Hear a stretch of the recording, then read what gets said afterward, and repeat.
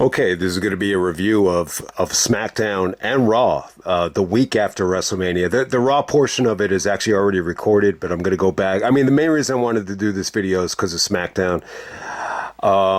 Yeah, I got to say, one of the best SmackDowns in a really long time, maybe one of the best SmackDowns ever. Main reason I'm reviewing it is they did a TLC match in the main event. And, you know, if you wanted to count this as WrestleMania week, and I feel bad, man, because if this was part of WrestleMania week, I would have had this like in the top two, maybe top three matches of the whole week.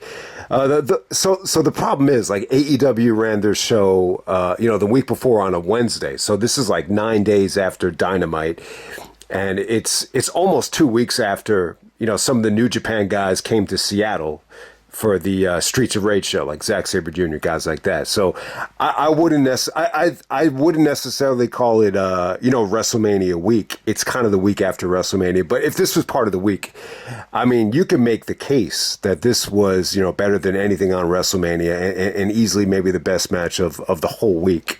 So yeah, I mean, give it the credit that it deserves. When I heard about this, I was excited about it. I mean, I'm a huge fan of TLC 3, which I think is the last like major, TLC match on SmackDown. But, it wasn't just a TLC match. We actually started out with John Cena, coming out with the championship. Yeah, okay. So if anyone remembers Nigel McGuinness when he was Ring of Honor champion in 2008, he used to wear the title backwards because he wanted the fans to kiss his ass, and when he turned heel. So I want to give Nigel credit. I don't know if Cena got the idea from Nigel, but Cena's actually wearing the belt backwards. And the promo he did with Randy Orton was awesome. I thought it was a great promo, great segment. It's a 20 minutes of them just going back and forth. I mean, a lot to talk about here. But what's the most important thing to even touch on? I think, Randy was trying to talk some sense into Cena about how he wanted them to, stay a good guy. And it's like, look at all the kids you inspired to, become great in the classroom, on the court. He actually mentioned track and field. So he's just trying to kind of talk some sense into Cena. Like, he mentioned the Bizarro World about how, I'm a good guy and you're the bad guy.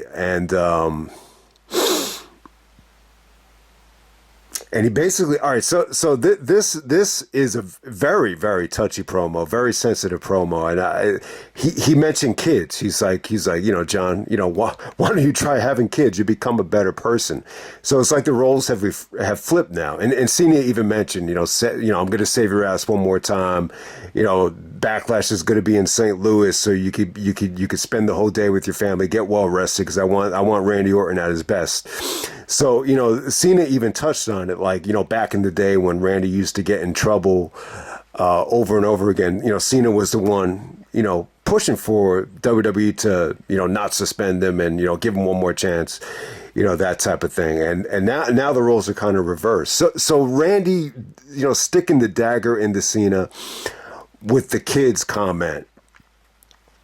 All right, it struck a nerve for me, too, because obviously, if I had kids, you guys would know. I really am not driven to have children. I think that's one of the situations where very similar to marriage. Everything has to be right. I'm under the belief that you don't just get married for the sake of getting married, and you just don't have kids for the sake of having kids. It's got to be the right situation. But I think in Randy's situation, he said, have kids, John, it'll make you a better person.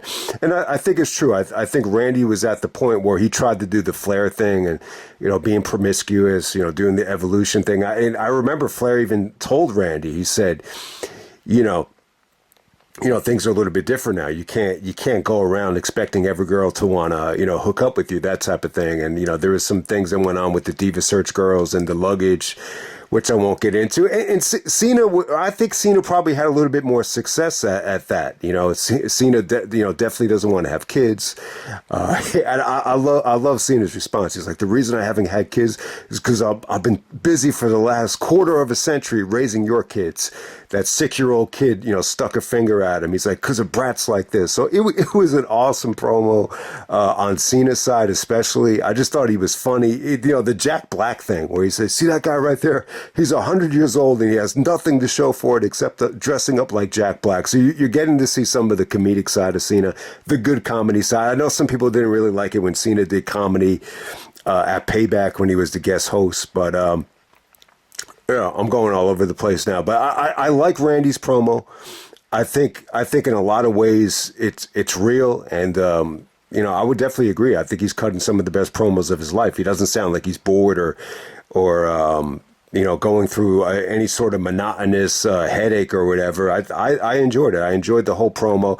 But the kids thing is really interesting. So Cena doesn't want to have kids, and maybe that is part of Cena's success, that he has the freedom to do what he wants to do, and he could just focus on himself, focus on working out, and maybe that's why he's able to take on such a grueling schedule and maintain being in shape and to have such a positive attitude. So having kids is not for everybody. No, I did want to mention this though. What Randy said could be very offensive.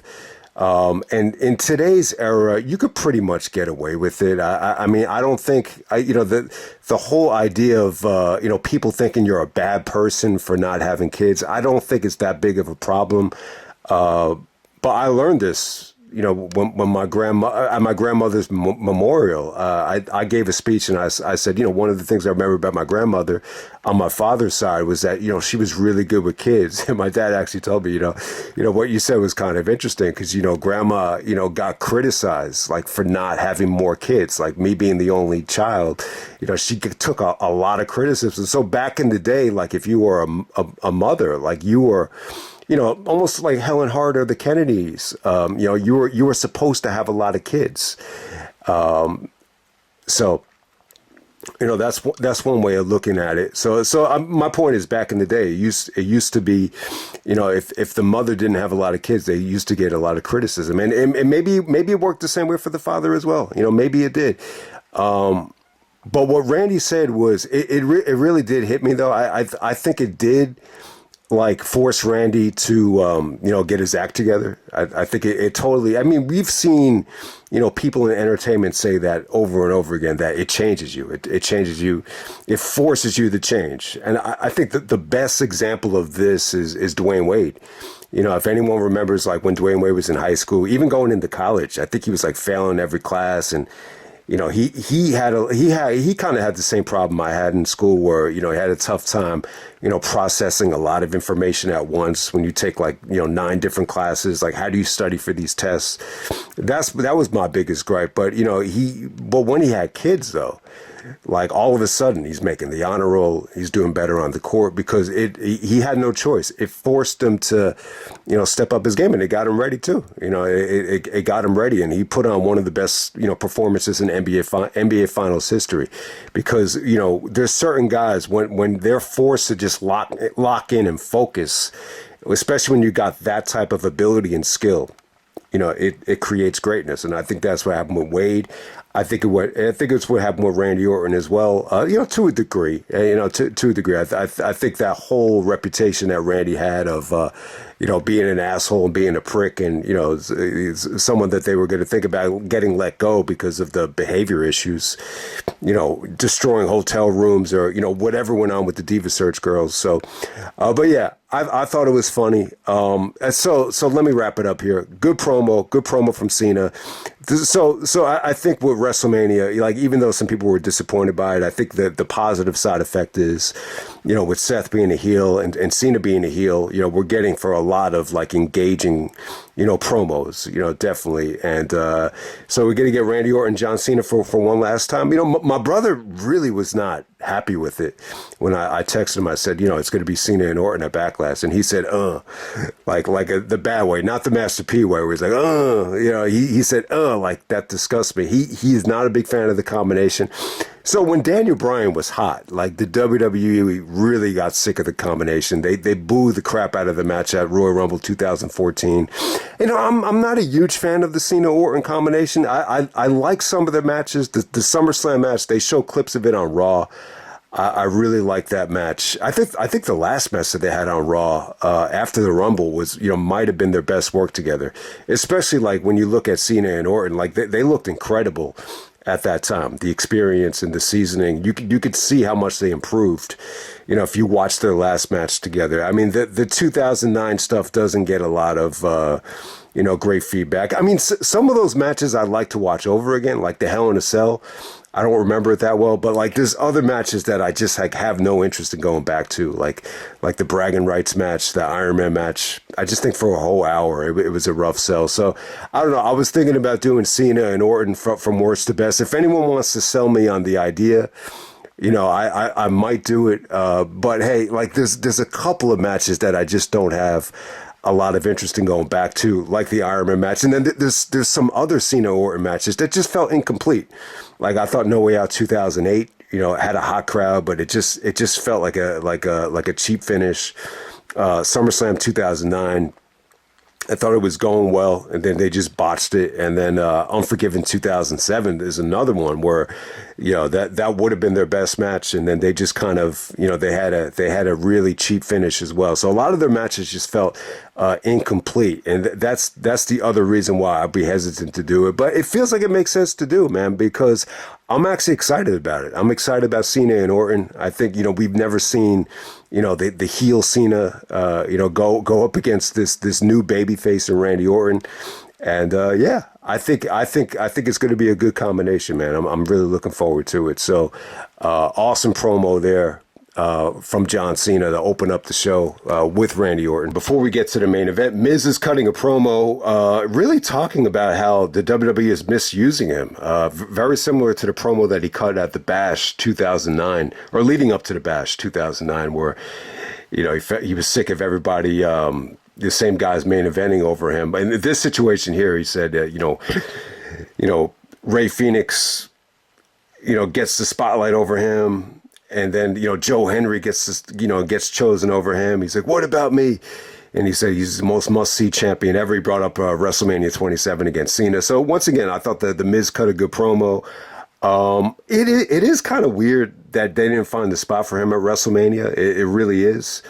But hey, I think he's a supporting player at this stage, and they had a nice return for Aleister Black, better known as or lesser known as Malachi Black, and lesser known as Tommy End from the WXW days in Germany. He's a hell of a talent. Someone actually said this, that this is a huge opportunity for him to be back in WWE under Triple H's guidance. So his return was cool. Comes out with his original theme music and gives Miz a big kick. So that came off great. I wanted to mention that before I forgot about it. All right, so let me run down the rest of the card before we get to the great main event. Jade actually takes on Tiffany Stratton in a non-title match, which was good, man. I thought it was going well. I definitely think this needs more build-up if they go back to it. The crowd was kind of dead at first, and it was a little bit botchy, actually, from Tiffany's side of it. But yeah, I mean, they're giving Jade a lot of trust to have her wrestle 9-10-minute matches. And I thought it was going well. And then Naomi comes out and attacks Jade. So it should be interesting to see how Bianca fits in. Bianca she did an interview, but she didn't really, participate in any of the storylines here.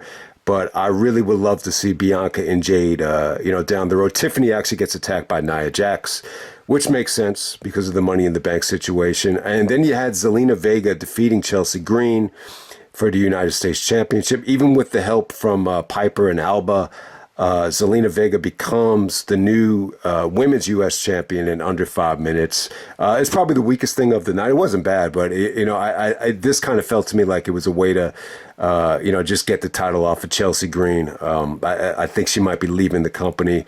I think those are the rumors right there. But next up, you had Drew McIntyre taking on LA Knight.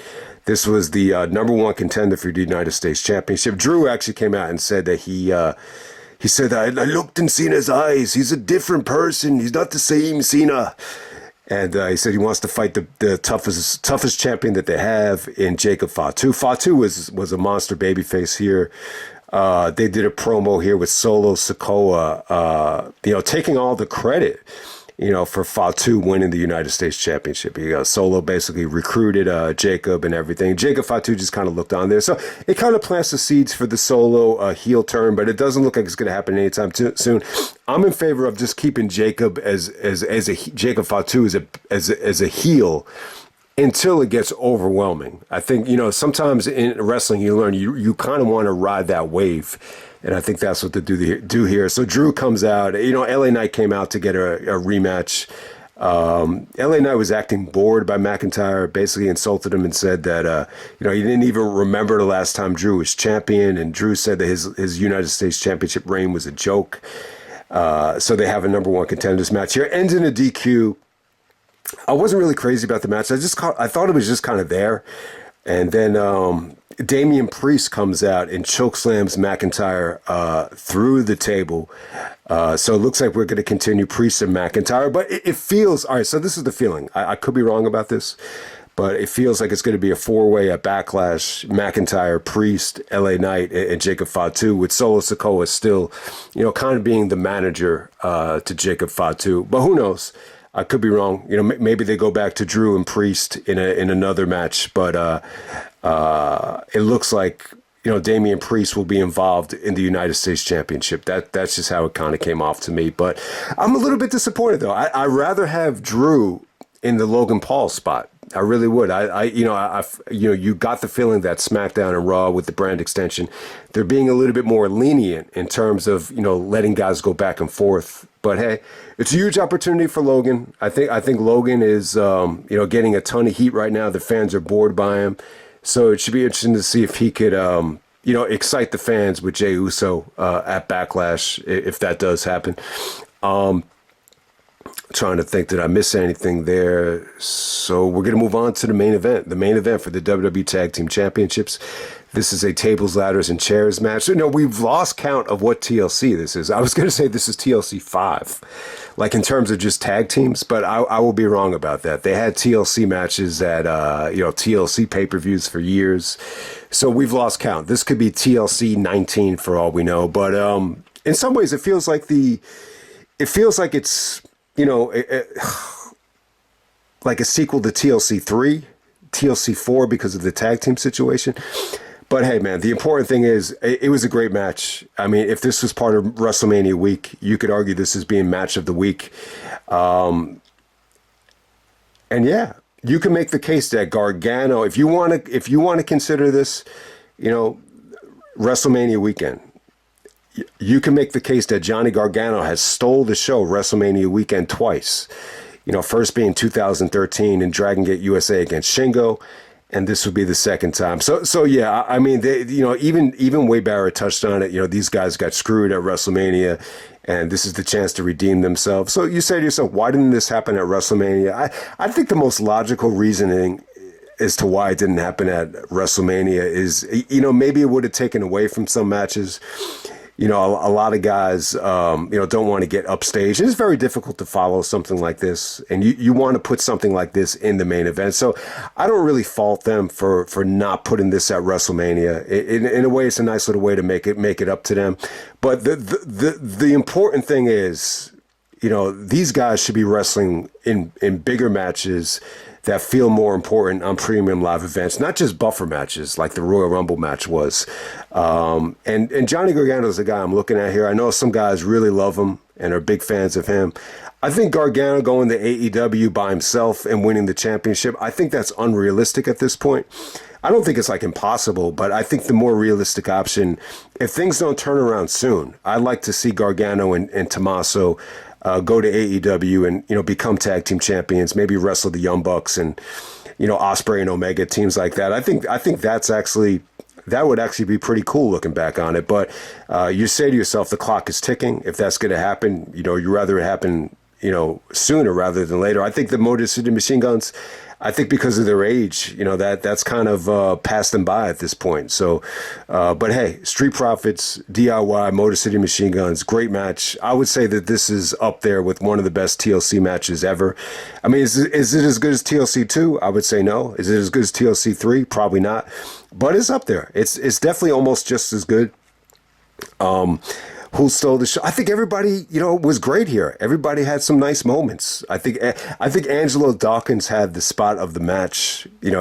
So the Machine Guns, it worked out well because it was a team effort. The Machine Guns had, I want to say it was Tommaso. They had him hanging by the belts and they kind of swing him towards Angelo, and he spears Tommaso off the ladder through the table, and it came off great, man. It didn't really come off like it was that risky. For some reason, the Edge Jeff Hardy spot felt a little bit more ballsy. This felt like it was pretty safe, but at the same time, he goes through a table, so it was an awesome bump. I thought Montez Ford had some incredible moments of athleticism out there. Just some of the dives onto everybody, over the ropes. He busted out the Doomsday Device neck breaker. There's another name for it. I'm just not coming to me now. But he even did the Dolph Ziggler thing where he just, springboarded onto the ladder, out of nowhere to kind of run up. And he actually wins the match too. You want to give him credit. He actually he climbs up the side of the ladder, the outer skirts of the ladder. While I think it's Johnny and Saban are climbing up the ladder. He actually beats them to the spot, for the finish. So I thought that was really cool. And there was a really, my favorite part of the match actually was when Montez was running up the ladder and Gargano just, takes him down by the leg and just traps him, underneath one of the steps. I think that might have been my favorite part of the match. But yeah, man, the Machine Guns were great, man. They still look young. They still look athletic. They busted out the skull and bones on Johnny Gargano, which looked really cool because they had it from like 3 different camera angles. Saban does a frog splash through a table, which came off great. Gargano does that the springboard flatliner off one of the ladders. They said it was like a twisting flatliner. I didn't necessarily think it was twisting, but it was like a springboard flatliner. I think it was to Shelley, and that came off really cool. That used to be one of Shelley's finishers, so that was good. Tommaso with the white noise through the table. The Street Profits actually do the tribute to the Dudleys with the get the tables. So yeah, it was an awesome match, man. Montez just did some incredible, moves out there. And the ending came off great. I thought the Street Profits were heels, but this definitely got a babyface reaction. I would say Gargano got the most amount of heat anytime he was running up the ladders. So it's an awesome match, man. It definitely got time. It probably got more time than any other, TLC match ever. This got the same amount of time that the Triangle Ladder got at WrestleMania 2000, which probably got too much time. But this got more time than TLC 2 and probably TLC 3. Yeah, TLC 4 probably got a lot of time as well. But great match. Would I say this? So if I were to count this as WrestleMania week, I'd probably have this like at number 2 or number 3. I wouldn't quite say it was better than Ospreay and Takeshita, because I love that combination. So, but hey, if you want to argue that this was better than anything from WrestleMania, then go right ahead. But I'm happy for all these guys. I wish this, all these guys definitely deserve to be on WrestleMania. But I think the important thing moving forward is I think this tag title scene, definitely deserves more respect. And yeah, I forgot to talk about Axiom and Frazier. Axiom and Frazier open up SmackDown. They beat Los Garza, Angel and Berto. I thought it was good. I thought it was a great debut from them. I thought it was a good match, and plus, it really put Fraxiom over as a new exciting tag team. So, if you put Fraxiom in the tag division with all these guys, this is an incredible tag division. You just want to see them. I just think that the men's tag division, needs to be on the premium live events. I think there's been too many times where the women have disappointed. They disappointed at WrestleMania in terms of the tag team women's division. Even putting Bianca with Jade, they just don't feel like competitive matches. But yeah, man, this was an awesome episode of SmackDown. I think the Cena Orton promo was great. I think this was one of Cena's most entertaining promos as well. You want Cena to be a heel. You don't want him to start rapping, but Cena could be very, very funny. He was funny as hell as a heel in 2003, and as it goes on, you want to see him kind of lighten up a little bit, and you got to see that a little bit with the Jack Black stuff. And so I would recommend checking that out. And then the main event is just it's going to go down as one of the best SmackDown matches ever, and it definitely deserved the review, and that's why I'm doing it. So hope you guys enjoy the Raw review, and I'm out. All right. Okay, moving on to Raw. This is from last night. This was actually in Kansas City, Missouri. Not really a Raw worth reviewing, but because SmackDown is a little bit late, I did want to touch on the Raw show, and I was interested to see what direction they were going to go in. Who was going to show up here. You definitely got some good news in terms of Gunther. I was assuming, when I heard he was going to get suspended, I thought, maybe he's going to be suspended for a long time, but he's going to be back for Backlash to take on, Pat McAfee. There's going to be mixed feelings on it, but I think it's cool. I kind of think that's what Gunther needs. I'll touch more on that a little bit later, but this whole Raw, if you didn't get a chance to see Raw, it pretty much just revolved around, Sami Zayn making a decision, to join Seth Rollins and to join, Paul Heyman and Bron Breakker. I thought it was good. I thought it was good for Sami. I was really hoping that Sami would join the stable. I think he needs to turn heel in some form or fashion, in the future. I would definitely love to see a heel Sami, taking on Jey Uso. But hey, that does not happen. If you got to see Raw, I think the most important thing I want to say about this opening segment here is very, very weird. I'm assuming that Kansas City, Missouri, I'm assuming it's close to Seth Rollins' hometown of Davenport, Iowa. So I don't know. Maybe that's why. There was. They tried to get the fans to start chanting for Punk and Roman. Roman got a little bit of OTC chants, but if you notice, Punk didn't get a lot of chance here. I'm assuming, the common sense in terms of that is just, I don't think Punk was promoted for the show in terms of selling tickets, and maybe the fans kind of rebelled against it. It's not like they chanted Punk sucks. It's just wasn't much of a reaction, for Punk. And it just felt like Rollins was treated like a babyface tonight, and especially Bron Breakker. Like the end of the show with him, spearing the shit out of Sami, got a babyface reaction. But I like a lot of the dialogue of what Seth said to Sami. A lot of it just, it felt genuine. It felt good. They touched on the 20-year history and, how much they love each other. And they touched on Seth Rollins, first child, and Sami giving him advice. Now he's giving, Sami advice. Paul Heyman actually set up a title match after Backlash with Cena and Orton. So the stipulation would be if Sami decided to join this new stable, which is still unnamed yet, and they touched on some of the bloodline stuff with Sami and Paul, which was good. There was a good, really, really good Heyman and Sami Zayn, backstage interview as well. This really dominated the show. I mean, when you're looking at Seth here, this was like Triple H 2002 television time, but in a good way though. I thought it was cool. I definitely think it was. I think it was one of those angles that had you on the edge of your seat, because I think a Sami Zayn heel turn was pretty much due, for this show, but that's definitely not going to happen.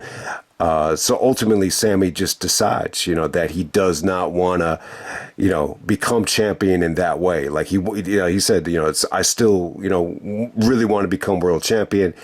I'm just not going to do it in a backhanded, shady way. But I thought it was good though. I think Seth is doing a good job. It kind of reminds me of the heel that he was during the pandemic, trying to lead the WWE throughout the darkness, trying to carry the company, into a different path. It's definitely that type of heel. Breakker is just kind of like the dog, of the group. And I like the association with Heyman and Breakker. It's good. It's really like a better, they tried putting Heyman with Ryback. There's a lot of similarities with Breakker and Ryback in terms of, how big they are and the ring attire. They're very identical in terms of size. They wear the singlet, but Breakker is just like a much better version of Ryback. I don't think, Heyman being with Ryback and, Heyman going against Punk at the end of 2013, it was an awful situation. And I think it took a lot out of Punk as well, just mentally, just trying to psych himself up to make that believable for everybody. But, it was a little bit weird. They didn't really promote like the main event, to end Raw. Like you were just going to see a segment here. And then because Sami declines, Breakker comes out, and it just kind of leads to what felt like an impromptu match. Sami had his, felt like he had his khakis on or his jeans on, and he still wrestled here. The match was good. The main event was good. They did Braun Breaker and Sami Zayn at Money in the Bank, which Sami won. The rematch of SummerSlam, Breakker dominated. This was kind of like a little bit in between here. Sami did get some offense in here. This went over 10 minutes, and it was good, but it pretty much just ends, with Breakker, smashing Sami. The referee has to stop the match, do the consecutive spears. Even after they stop the match, Breakker does one last big spear, which got a tremendous ovation. I mean, it's going to be tough. It's tough. I think Seth is still, the fans really like Seth. I mean, this is more babyface reactions than I was envisioning. I don't know if this has to do with, Punk not showing up or just, Seth just being, close to his hometown. I'm sure it's a combination of both, but it should definitely be interesting, man. I think, this definitely sets up a Jey Uso match down the road, I would say. I think this has got to be a situation. I'm in favor of Breakker actually becoming champion over Seth. I think, the idea of Seth becoming champion again and Breakker taking a backseat, it's not the worst thing in the world. But I think Seth is at the point right now where, him and Heyman could kind of, those two guys together could kind of make up for any weaknesses Breakker has. And that could be a good situation with, Breakker taking on the Brock role of being champion quickly.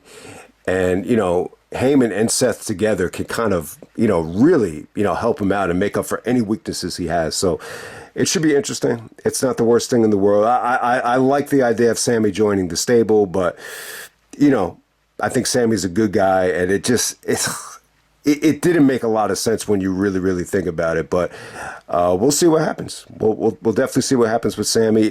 So one of the problems with this whole week is it just feels like a lot of guys are taking time off. Now, thank God, like Gunther is not going to be out for that long because I think they need Gunther. They did the suspension angle with Gunther, with Nick Aldis actually suspending him. Nick Aldis had to replace Adam Pearce tonight, so they're going to suspend Gunther. But what's his name? McAfee gets on the mic. And the McAfee promo was good. It was a little bit like, it was a little bit ego-driven. It was really an opportunity for him. He actually called Michael Cole the greatest of all time. And, Cole even stated that, the announcers shouldn't get attacked and everything. And Michael Cole got, the biggest babyface pops that he might have ever got. And McAfee's promo was good. He definitely has it on the mic. Like, he's just naturally good at it. He talked about his whole history with his father in Pittsburgh and everything. So it was really, really cool. It gives him a chance to become an athlete again, to take on Gunther at Backlash. It's just a unique situation. I think it's one of those things where it's not going to be a good match, but I think it'll be good for Gunther. I think it was a struggle, the Jey Uso feud, because the match had already happened, and it was just tough to get creative with that in terms of any sort of soap opera or any sort of drama. And I think it really does give Gunther an extra dimension to actually interact and going to have this match with Pat McAfee. It's one of those matches where I think the personalities actually do sell the match, even though it's not going to be that great.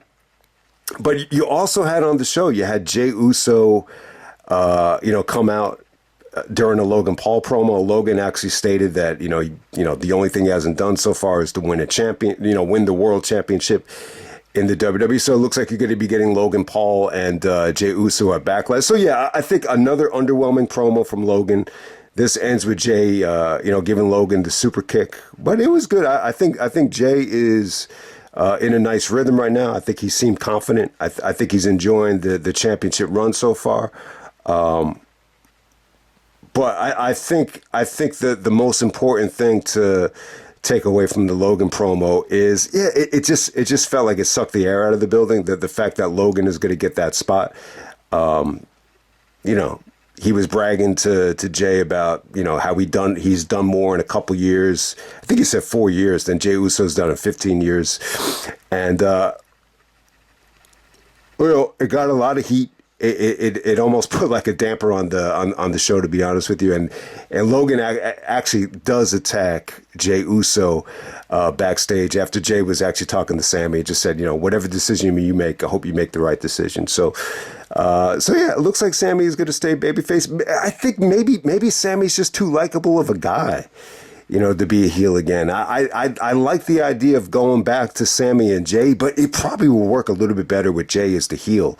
Because I think when you go back to the bloodline, like a lot of the great interactions that Jay and Sami had was with Jay just being pissed and paranoid and just fed up with Sami. So but that's pretty much it with that. Logan is going to get the title shot at Backlash, which could be good. I think. If someone backstage expresses to Logan that, the last match with AJ, was kind of disappointing, I think this is a situation where you really need to, step up your game. And, there shouldn't be any room for any lag, any sort of bullshit with Prime or the drone. That drone shit really took away from the Backlash match. And speaking of AJ Styles, it looks like AJ's going to face Dominic, hopefully at Backlash. They did an interaction with AJ and Dominic kind of was disrespectful to AJ, saying he deserved to be in a retirement home, and even took a shot at Rey Mysterio for being a deadbeat and all that stuff. So, and then AJ kind of got a little bit aggressive, and Liv Morgan was out there as well with Raquel. And it looks like Liv is going to go film a movie, so hopefully she can live out her what did you call it? The Margot Robbie fantasy. You heard rumors that she looks like Margot Robbie. I think she's all right. I don't think she's like the hottest girl in WWE history, but if you want to tell me that she has, enough, star power to actually go film a movie. But it's funny though, because Dominic wanted the night off.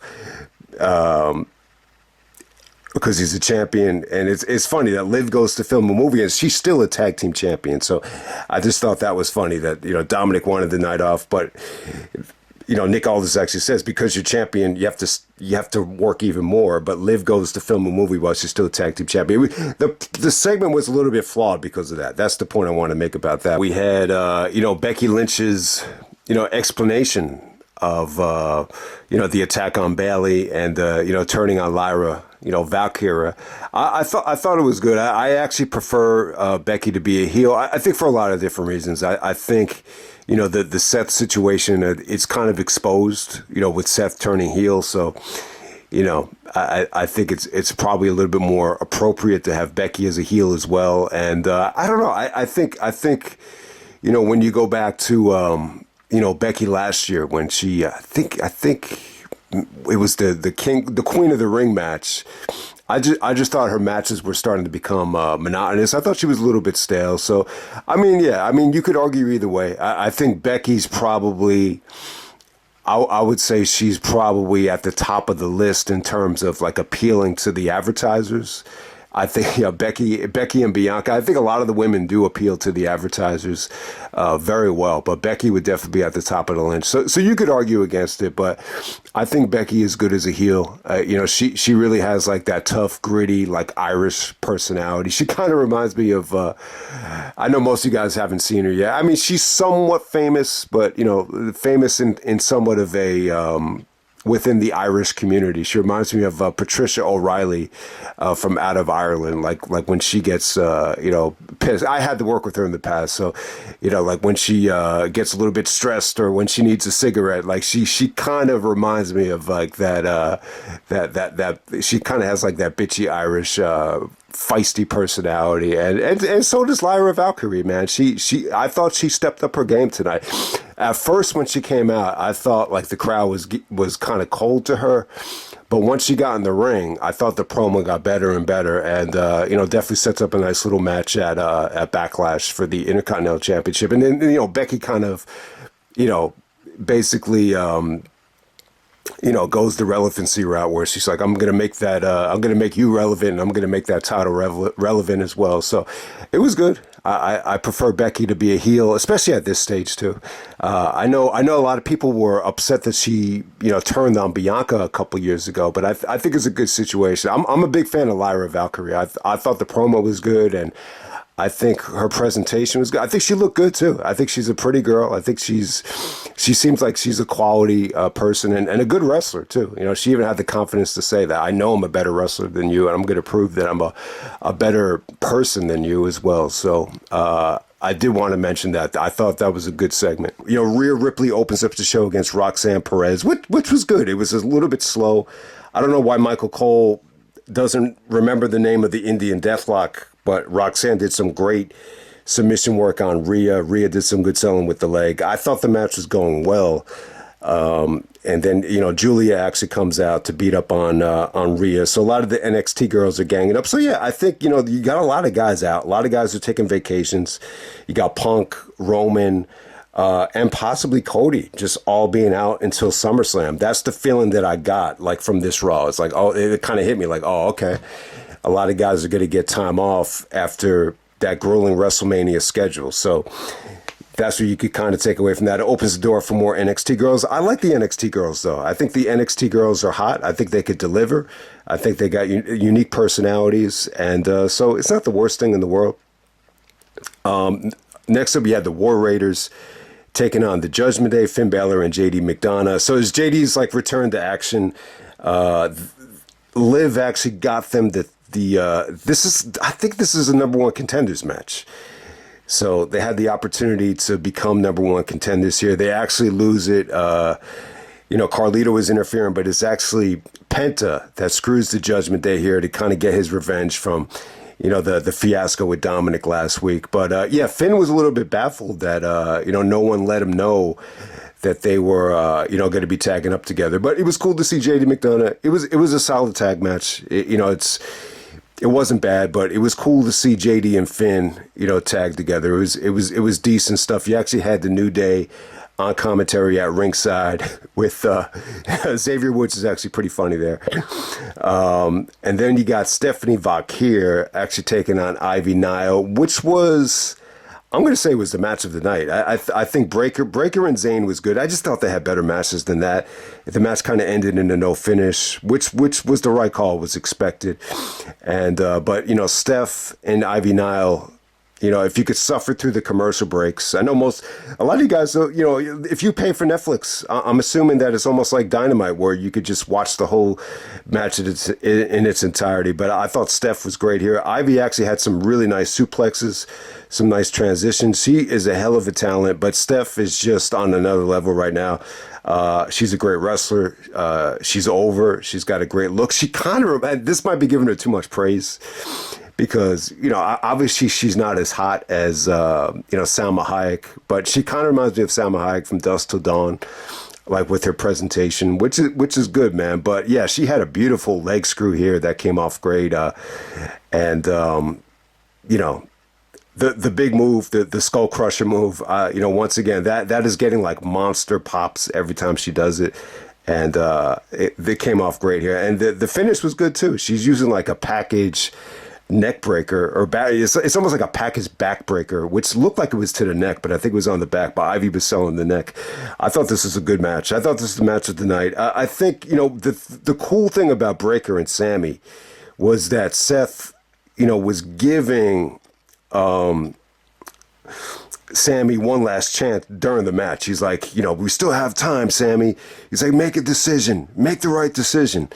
Let me lead the way. But no, Sami declines. Yeah, to see Sami go up against Cena or Orton without really earning it, it just, that probably would have been a tough sell in terms of Sami's demeanor or Sami's core. So that is not going to happen. But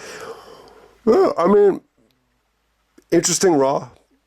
Really, really interesting stuff. I like the Heyman, Seth and Braun Breaker stable, but I think the biggest problem that they're having now is like they got to do a better job of, getting hated. I mean, there's got to be someone to step up and, I mean, they got to face somebody that's over, and that's the problem right now. So Logan's going to be taking on Jey Uso, but who could these guys really feud with that is like a monster babyface?